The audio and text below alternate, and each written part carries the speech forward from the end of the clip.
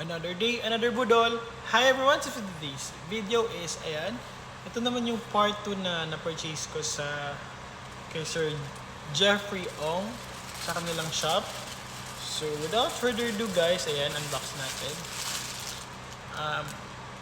Disclaimer lang, this item is pre-love. And ayun, gaya na sinabi ko, it's my first time to buy pre-loves item. So, unbox natin. Honestly guys, till now, limited edition kasi yung Simpson. Ito naman din is limited edition din, and till now is hindi pa siya sale sa Levi's. And medyo expensive siya, pero nakuha ko ito ng good deals lang talaga. Like bundle. Like, thank you so much to sir. Ayan, so ayan. Whew. Pinaka gusto ko talaga yung item na to. Noon ko pa gustong makabili nito. Like, I mean, hinanap-hanap ko siya during nasa Manila ako.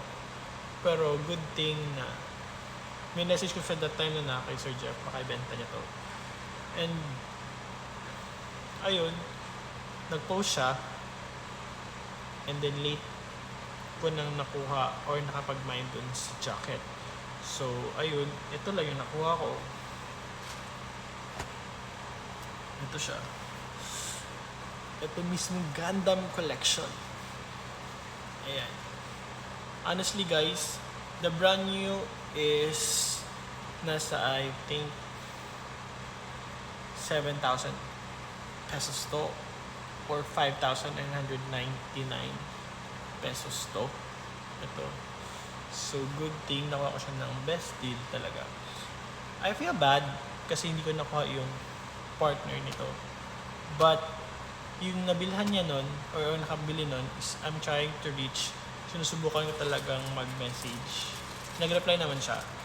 Siguro if ever magbago yung utak niya, yung isip niya, is, ayun, sa kanya ibibenta. Sana. So, possible ito yung gagamitin ko during my night something sa pupuntahan ko. So again, super ganda. Like, I have limited edition kasi sa Levi's, but yung pants wala lang ako. So I have Pokemon collection, I have the Simpsons collection, I have the tower, like Mount something ng Japan. Ano pa ba? Kasi madaming collections. I really love collection ng Levi's. Pride collections I have also.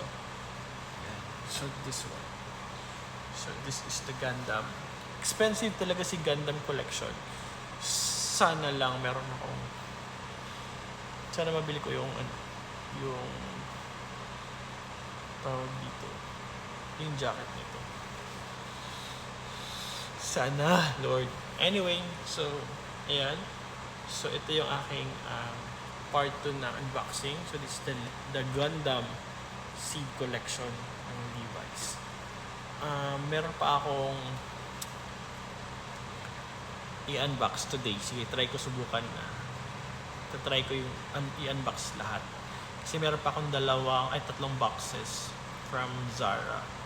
So, i-unbox ko na lang today para, like now, para wala akong masyadong iisipin.